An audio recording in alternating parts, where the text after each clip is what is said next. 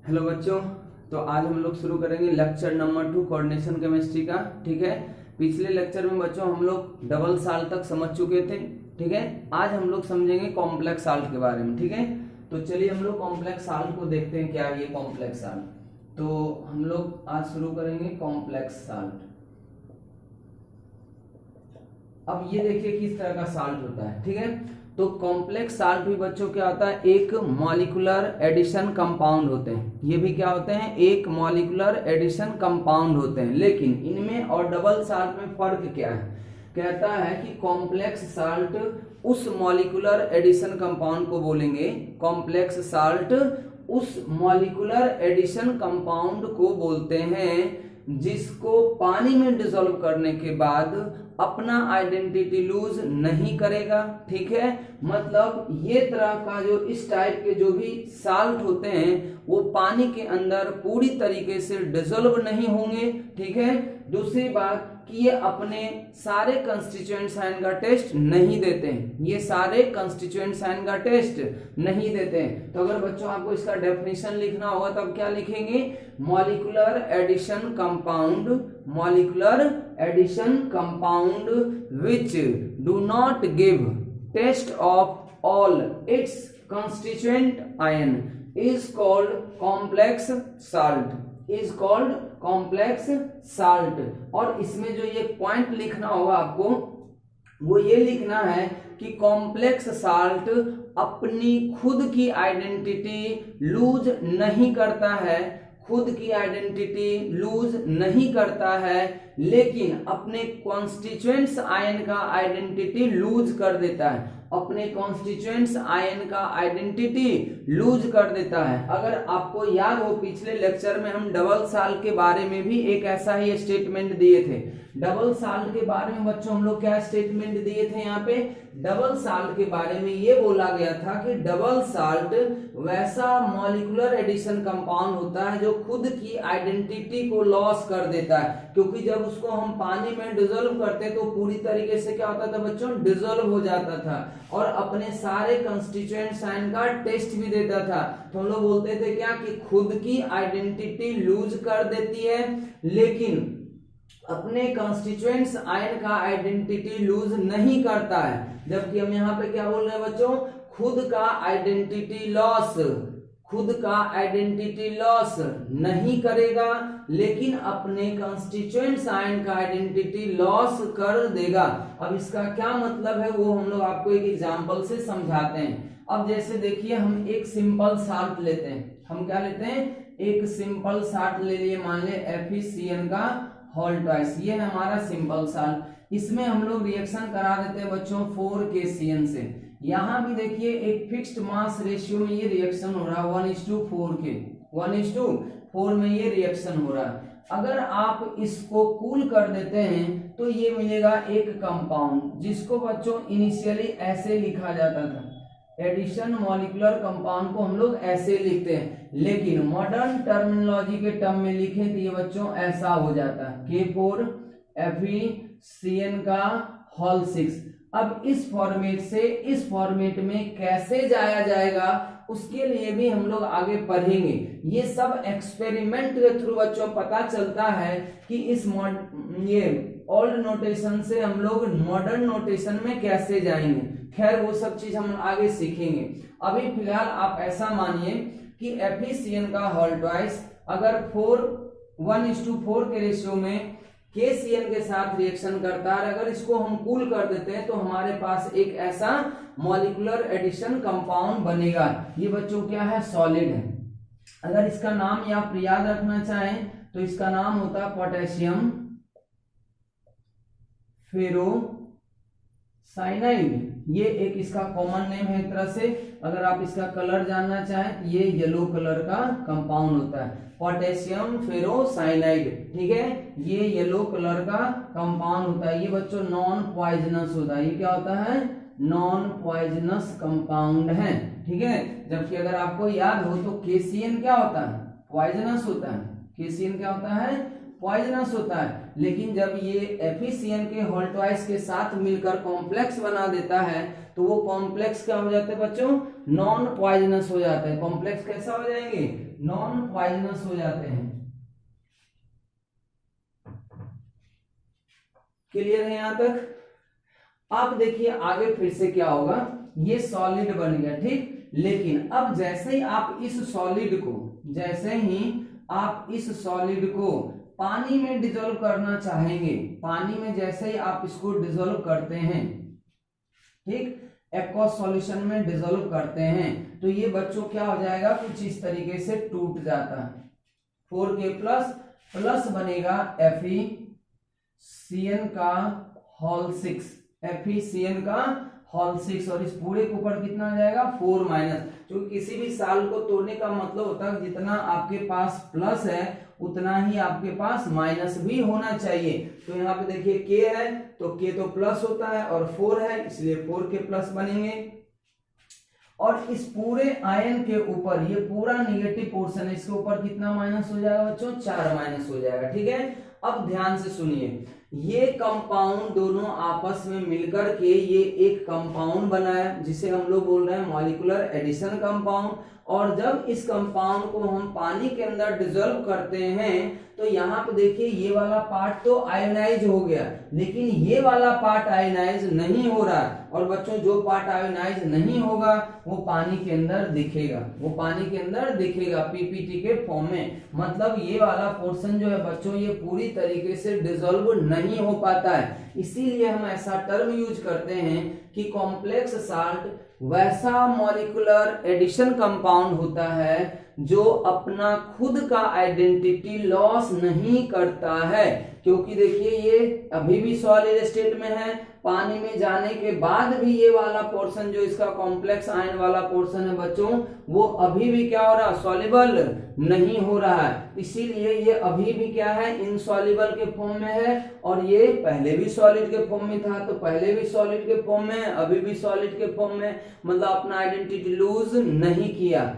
लेकिन अपने सारे कंस्टिट्यूएंट आयन का टेस्ट नहीं देगा। कैसे नहीं देगा, तो आप यहाँ पे देखिए होता क्या है कि जब आप इस सिंपल साल्ट को यूज कर रहे हैं तो आपको मालूम होगा कि हम जो सिंपल साल्ट यूज कर रहे हैं उस सिंपल साल्ट के अंदर Fe+2 आयन है और Cn- आयन है। क्योंकि सिंपल साल्ट का मतलब ही होता है कि उसके सारे आयन का टेस्ट किया जा सकता है। फिर जब हम इस सिंपल साल्ट को यूज कर रहे होंगे तो हमको इसके बारे में भी जानकारी होगा कि इसके अंदर K+ होगा और इसके अंदर Cn- रहा होगा। अब बताइए जब हमारे पास दो सिंपल साल्ट हैं और उस दोनों ही सिंपल साल्ट में कौन सा कैटायन है कौन सा एनायन है ये हम लोग पहले से ही टेस्ट कर रखे हैं, तो हमारे दिमाग में ये आइडिया तो है ना कि हम किस किस कैटायन और किस किस एनायन वाला साल्ट यूज कर रहे हैं। तो हम क्या एक्सपेक्ट करेंगे कि इन दोनों को मिलाने के बाद, कूल करने के बाद जो नया क्रिस्टल बना है, वापस अगर हम उस क्रिस्टल को फिर से पानी में डिसॉल्व करके एक्वस सॉल्यूशन बनाएं और अगर उस एक्वस सॉल्यूशन में हम वापस टेस्ट करें इन सारे आयन का तो मिलना चाहिए ना। हमारा एक्सपेक्टेशन तो यही होगा कि यहाँ पर Fe+2 था तो इस सॉल्यूशन के अंदर भी Fe+2 मिलना चाहिए, ठीक है। यहाँ साइनाइड था तो इस सॉल्यूशन के अंदर भी साइनाइड आयन मिलना चाहिए। लेकिन बच्चों जब हम टेस्ट करते हैं तो साइनाइड आयन का टेस्ट और Fe+2 आयन का टेस्ट नहीं मिलता। क्या होता है, Fe2+ आयन और साइनाइड- आयन का टेस्ट नहीं मिलेगा। आपको टेस्ट किसका मिलेगा, आप K+ के बारे में पता कर सकते हैं और आपको एक कॉम्प्लेक्स आयन के बारे में जानकारी मिलेगा कि इसके अंदर सॉल्यूशन में एक कॉम्प्लेक्स आयन है, लेकिन आपको Fe+2 और Cn- का टेस्ट नहीं मिलता। नहीं मिलने का रीजन क्या बच्चों, आप इसको थोड़ा सा समझिए। ये जो कॉम्प्लेक्स आयन है इसको हम लोग क्या बोलते हैं बच्चों, कॉम्प्लेक्स आयन। ये जो कॉम्प्लेक्स आयन है, ठीक है, इसका डिग्री ऑफ डिसोसिएशन बहुत कम पाए गए हैं। इसका डिग्री ऑफ डिसोसिएशन क्या होता है बच्चों, बहुत कम पाए गए हैं, जिसकी वजह से ये वाला बहुत कम आयोनाइज होता है। और इसके लिए एक वर्ड यूज किया जाएगा, इसको बोलते हैं फेबली आयोनाइज या फिबली आयोनाइज। फिबली आयोनाइज का मतलब होता है कि ये पूरा कंपाउंड तो यहाँ आयोनाइज हो जाएगा, लेकिन ये वाला जो कॉम्प्लेक्स का पार्ट है ये बहुत कम आयोनाइज होता है, फीबली आयोनाइज होता है, जिसकी वजह से इसके अंदर सॉल्यूशन में जो यहाँ से निकलने वाला Fe+2 आयन है और यहाँ से निकलने वाला जो Cn- आयन है, इन सब का कंसंट्रेशन बच्चों सॉल्यूशन के अंदर क्या होगा, बहुत कम होगा। और बहुत कम होने की वजह से लो कंसंट्रेशन, ठीक है, due to low concentration positive test not appear. बच्चों अगर आपको किसी का टेस्ट करना है तो उस आयन का उसके अंदर एक ठीक ठाक अमाउंट में कंसंट्रेशन होना चाहिए। अगर कंसंट्रेशन ठीक ठाक आ जाता है, ठीक है, तब तो आपको उसका टेस्ट मिल जाएगा। लेकिन आप जब यही कह रहे हैं कि ये जो कॉम्प्लेक्स वाला पोर्शन है ये बहुत कम आयोनाइज है, इसका डिग्री ऑफ डिसोसिएशन बहुत कम होता है, इसका मतलब ये बहुत कम अमाउंट में Fe+2 आयन और Cn- प्रोड्यूस कर पाएंगे। और अगर सॉल्यूशन में Fe+2 आयन का और Cn- आयन का कंसंट्रेशन अगर लो हुआ तो आपको उसका टेस्ट नहीं मिल पाएगा।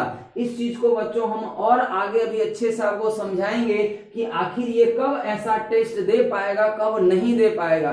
तो इसमें थोड़ा सा आयनिक इक्विलिब्रियम का कंसेप्ट लगेगा जो हम लोग पढ़ते हैं वहां पे, कंडीशन ऑफ प्रिसिपिटेशन, ठीक है, KSP और आयनिक प्रोडक्ट मतलब Q को कंपेयर करते हैं और तब पता चलता है कि कब किसी भी स्प्राइंगली सॉल्युबल साल्ट का, ये भी एक तरह से हम क्या बोल सकते हैं, स्प्राइंगली सॉल्युबल साल्ट की तरह ही वर्क कर रहा है। जैसे AgCl को पानी में डालते हैं तो वो Ag+ और Cl- में टूटता तो है, लेकिन वो बहुत कम अमाउंट में टूटता है। तो एक तरह से आप ये मान सकते हैं कि ये जो कॉम्प्लेक्स वाला आयन होता है वो एक तरह से स्प्राइंगली सॉल्युबल है। कैसा है, स्प्राइंगली सॉल्युबल होता है, इसीलिए इसका डिग्री ऑफ आयनेशन बच्चों बहुत कम है, जिसकी वजह से सॉल्यूशन में Fe2+ आयन और Cn- आयन का कंसंट्रेशन बहुत लो होता है, इसलिए ये जनरली अपीयर नहीं हो पाते हैं पीपीटी के फॉर्म में। वो देखते हैं हम लोग आगे अच्छे से कि ये कब अपीयर होंगे, कब अपीयर नहीं होंगे।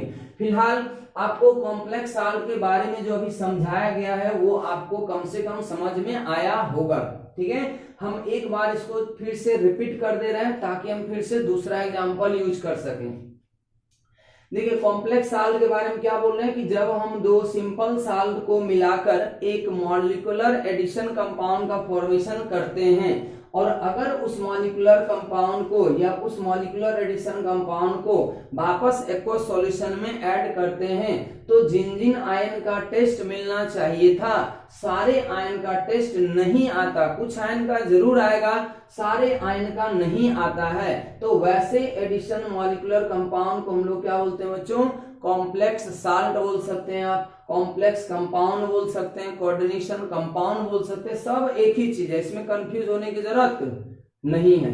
तो अब यहां से ये वाला जो पार्ट हम यहाँ पे कर रहे हैं बच्चों कि ये नेगेटिव वाला जो पार्ट है, कॉम्प्लेक्स वाला पार्ट है, वो कितना आगे डिसोसिएट करता है वो बच्चों डिपेंड करता है इसके डिग्री ऑफ डिसोसिएशन के बेसिस पे। और नॉर्मली इसका डिग्री ऑफ डिसोसिएशन बहुत ही कम पाए जाते हैं, ठीक है। खैर इस बेसिस पे हम कॉम्प्लेक्स को फर्दर दो टाइप से डिवाइड भी आगे करेंगे।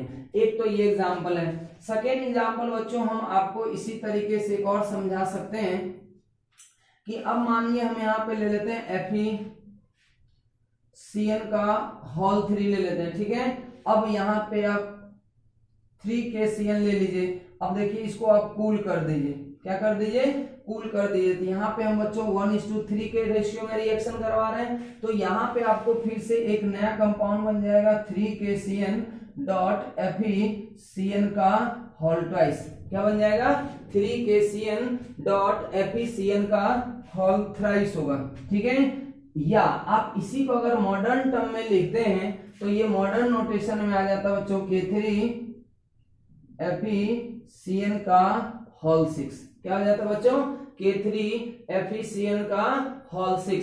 इसका नाम बच्चों होता है पोटेशियम। ये सब नाम याद रखें, ये सब कॉमन नेम है इसका, IPSC नेम आगे सीखेंगे, कॉमन नेम है। इन सब नाम को देकर बहुत बार सवाल पूछे जाते हैं। तो ये है potassium ferric cyanide, ferric cyanide, चूंकि आप यहाँ पे देखेंगे तो आयरन का ऑक्सीडेशन नंबर बच्चों 3 आएगा। आयरन का ऑक्सीडेशन नंबर कितना आएगा? 3 आएगा। ये कैसे 3 लाते हैं बच्चों? तो ये भी आप रेडॉक्स में सीखेंगे ऑक्सीडेशन नंबर निकालना। यहाँ पे देखिए ये क्या है, +3 होगा। साइनाइड के ऊपर बच्चों कितना माइनस होगा? 6 माइनस। एक साइनाइड के ऊपर 1 माइनस होता है, तो 6 साइनाइड के ऊपर कितना माइनस हो जाएगा? 6 माइनस हो जाएगा। 1 के ऊपर 1 प्लस होता है, तो 3 के ऊपर कितना हो जाएगा बच्चों? 3 प्लस हो जाएगा। अब सोचिए पूरा कंपाउंड न्यूट्रल है। पूरा कंपाउंड न्यूट्रल होने का मतलब क्या होगा कि जितना माइनस चार्ज है उतना ही प्लस चार्ज होना चाहिए। तो माइनस चार्ज तो आपको सिर्फ दिख रहा है ये Cn माइनस के ऊपर ही है, इसका चार्ज निकल ही गया। बचा खुचा जो भी चार्ज है वो इसी का होगा बच्चों। आप खुद सोचिए कि इसके ऊपर कितना प्लस चार्ज दिया जाए, प्लस ही देना होगा क्योंकि माइनस तो ज्यादा है प्लस कम है, ताकि ये दोनों कट के 0 हो जाए तो +3 देंगे। तो इसलिए +3 में आता है आयरन, इसलिए इसका नाम क्या था? Ferric cyanide. यहाँ पर अगर आप देखेंगे बच्चों उसी तरीके से तो आपको पता चलेगा पोटेशियम के ऊपर 4 प्लस, साइनाइड के ऊपर 6 माइनस। अब देखिए इन दोनों का डिफरेंस -2 आ रहा है, इसलिए यहाँ पे +2 दे देना चाहिए हमें। या टोटल चार्ज देखिए प्लस बराबर टोटल चार्ज माइनस, तो यहाँ देखिए +2 में, इसलिए इसका नाम हो जाता है बच्चों फेरोसाइनाइड। ठीक है, क्लियर है। अब ये वाला जो कंपाउंड है बच्चों ये वापस थोड़ा सा टॉक्सिक होता है, पॉइजनस होता है। ये क्या होता है? पॉइजनस होता है। अब ये सब प्रॉपर्टी थोड़ा बहुत याद रखें, ज्यादा सही होता है। ये सब कभी कभी पैराग्राफ वाले सवाल में पूछे जाते हैं, प्रॉपर्टी से हम लोग आइडिया लगाते हैं कंपाउंड का, तो थोड़ा सा आइडिया आपको रहना चाहिए। ठीक है, ये हो गया। अब वापस फिर से देखिए, अगर हम इसी साल्ट को K3FeCl का होल 6 को अगर आप वापस एक्वस सॉल्यूशन में डाल देते हैं, एक्वस सॉल्यूशन में डाल देते हैं, पानी में इसको डिसॉल्व कर देते हैं, तो बच्चों ये तो वापस फिर से पूरी तरीके से आयोनाइज हो जाएगा। लेकिन ये जो कॉम्प्लेक्स वाला पोर्शन आपको दिख रहा है, ये जो कॉम्प्लेक्स वाला पोर्शन आपको दिख रहा है, ये वापस फिर से क्या होगा बच्चों? फीबली आयोनाइज होगा। फीबली आयोनाइज का मतलब समझ गए हैं? फीबली आयोनाइज मतलब इसका डिग्री ऑफ डिसोसिएशन ना के बराबर होता है, बहुत कम होता है, जिसकी वजह से यहां से निकलने वाला Fe+3 और साइनाइड आयन का टेस्ट आपको वापस नहीं मिलेगा। क्यों नहीं मिलेगा? Due to low concentration, due to low concentration, due to low concentration positive test not perform या नॉट अपीयर। आप लिख लेंगे, लाइन कंप्लीट कर देंगे, पॉजिटिव टेस्ट नॉट अपीयर। ठीक है, पॉजिटिव टेस्ट अपीयर नहीं हो पाते हैं क्योंकि ये टूटता ही नहीं है, बहुत कम अमाउंट में टूटता है। जब सॉल्यूशन के अंदर ये सब आयंस बनेंगे नहीं सफिशिएंट अमाउंट में, तब तक फिर पीपीटी फॉर्मेशन बच्चों नहीं हो पाएगा। तो ये पूरा कंसेप्ट बच्चों कॉम्प्लेक्स साल्ट का, ये किसका कंसेप्ट है? कॉम्प्लेक्स साल्ट का। अब यहां से देखिए क्या होता है कि कॉम्प्लेक्स कंपाउंड में होता क्या है कि ये जो डिग्री ऑफ आयनाइजेशन हुआ कॉम्प्लेक्स आयन का, ठीक है, ये अलग अलग कॉम्प्लेक्स के लिए बच्चों क्या करता है? वेरी करता है। डिग्री ऑफ आयनाइजेशन जो है कॉम्प्लेक्स साल्ट का या कॉम्प्लेक्स आयन का, ये अलग अलग कॉम्प्लेक्स के अनुसार अलग अलग होते हैं। किन्हीं का बहुत कम होता है, किन्हीं का थोड़ा ज्यादा होता है। इस वजह से क्या होता है बच्चों, यहाँ पे ऐसा देखा गया है कि कुछ कॉम्प्लेक्स के केस में टेस्ट उसके आयन का आ जाता है। जैसे मान लीजिए इसके Fe+2 है, Cn- है, तो अगर इसका डिग्री ऑफ आयनेशन थोड़ा ठीक ठाक हो गया, ठीक है, तो इसके अंदर Fe2+ और Cn- आयन ठीक ठाक बन जाएंगे। तो जो हम रिएजेंट डालेंगे उसके साथ पीपीटी फॉर्मेशन हो सकता है। तो ऐसा देखा गया कि कुछ कॉम्प्लेक्स के केस में भी इवन सारे कॉन्स्टिट्यूएंट्स आयन के टेस्ट आ जाते हैं। पहले तो ये बात ध्यान रख लीजिए, ये बेसिक चीज जो था वो आपको हम समझा चुके हैं। अब थोड़ा सा हम आगे बढ़ रहे हैं तो थोड़ा आपको कंफ्यूजन जरूर होगा कि फिर ये डबल साल्ट और कॉम्प्लेक्स साल्ट में अंतर क्या होगा, जिसमें कॉम्प्लेक्स के केस में भी सारे कॉन्स्टिट्यूएंट्स आयन का टेस्ट आ जाएंगे उस केस में, और डबल साल्ट में फिर फर्क क्या होगा, तो वो फर्क भी आपको समझ में आएगा। पहले तो आप ऐसे मोटा मोटी याद रख लें कि कॉम्प्लेक्स साल्ट वैसा एडिशन मॉलिक्यूलर कंपाउंड होगा, ठीक है, मॉलिक्यूलर एडिशन कंपाउंड होगा जो अपने सारे आयन का टेस्ट नहीं देता हो। अब अगर कभी कभी टेस्ट आता है तो वो एक स्पेशल कंडीशन होगा, अब उसको हम लोग थोड़ा सा समझते हैं। तो अब बच्चों यहाँ के बाद से हम लोग आपको ये बताने जा रहे हैं कि कॉम्प्लेक्स आयन के डिग्री ऑफ आयनाइजेशन के बेसिस पे, कॉम्प्लेक्स आयन के डिग्री ऑफ आयनाइजेशन के बेसिस पर कॉम्प्लेक्स कंपाउंड को दो पार्ट में डिवाइड किया गया। कॉम्प्लेक्स कंपाउंड को कितने पार्ट में डिवाइड किया बच्चों? दो पार्ट में डिवाइड किया गया। एक का नाम होता है परफेक्ट कॉम्प्लेक्स। एक का क्या नाम है बच्चों? Perfect complex.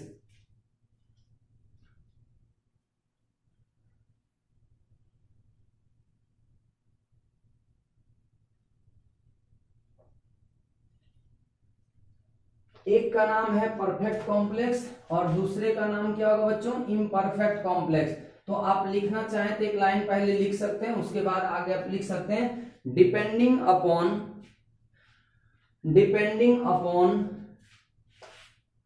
The degree of ionisation, depending upon the degree of ionisation of complex salt, it can be divided into two category। पहला इसमें आएगा बच्चों परफेक्ट कॉम्प्लेक्स कंपाउंड। मतलब आप ये कह सकते हैं, आप इसको परफेक्ट और इम्परफेक्ट को आप ऐसे समझिए, कोई भी चीज जब बच्चों बनता है ना तो उसमें कुछ ना कुछ डिफेक्टिव माल जरूर बनता है। आप इसको ऐसे समझें, हर चीज में क्या होता है बच्चों? कुछ ना कुछ डिफेक्टिव चीजें जरूर उत्पन्न हो जाती हैं, ठीक है। तो आप ऐसे ही समझें कि कॉम्प्लेक्स साल्ट के अंदर भी एक तरह से डिफेक्ट है, ये है ना, क्योंकि कॉम्प्लेक्स साल्ट का तो मीनिंग यही बताया जाता है कि अपने सारे कंस्टिट्यूएंट आयन का टेस्ट नहीं आना चाहिए, लेकिन इसके अंदर कुछ डिफेक्टिव कॉम्प्लेक्स कंपाउंड बन जाते हैं, है ना, जिसकी वजह से क्या होता है, वो अपने सारे कंस्टिट्यूएंट आयन का टेस्ट भी दे देते हैं, अपने सारे कंस्टिट्यूएंट आयन का टेस्ट भी दे देते हैं। तो बच्चों अगर हम कॉम्प्लेक्स कंपाउंड में परफेक्ट वर्ड यूज कर देते हैं तो आप एक तरह से समझिए ये ओरिजिनल कॉम्प्लेक्स कंपाउंड है, ठीक है। समझने के पर्पज से आप इसको अपने दिमाग में बैठाइए कि ये ओरिजिनल कॉम्प्लेक्स कंपाउंड है, मतलब इसके अंदर जो ओरिजिनल प्रॉपर्टीज है कॉम्प्लेक्स कंपाउंड का वो आएगा। और कॉम्प्लेक्स कंपाउंड का ओरिजिनल प्रॉपर्टी क्या है? ओरिजिनल प्रॉपर्टी यही तो है कि वो अपने सारे कंस्टिट्यूएंट आयन के टेस्ट नहीं देते हैं। तो ये भी क्या करेंगे? अपने सारे कंस्टिट्यूएंट आयन का टेस्ट नहीं देंगे। तो आप अगर इसका डेफिनेशन लिखना चाहते हैं तो आप ऐसे लिख सकते हैं कि परफेक्ट कॉम्प्लेक्स कंपाउंड वो कॉम्प्लेक्स कंपाउंड होगा जो अपने सारे आयंस का टेस्ट परफॉर्म नहीं करेंगे, ठीक है, एक्वस सॉल्यूशन में। उसको हम लोग बोलते हैं परफेक्ट कॉम्प्लेक्स कंपाउंड।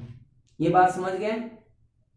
अब कोई भी कंपाउंड कब परफेक्ट होगा, कब इम्परफेक्ट होगा, वो सब चीज हम लोग आगे देखते हैं। पहले इसके बारे में समझते हैं। जैसे देखिए एक हम कॉम्प्लेक्स की बात करते हैं और ये बहुत इंपॉर्टेंट है बच्चों, यहाँ से बहुत बार सवाल पूछा गया है, ठीक है।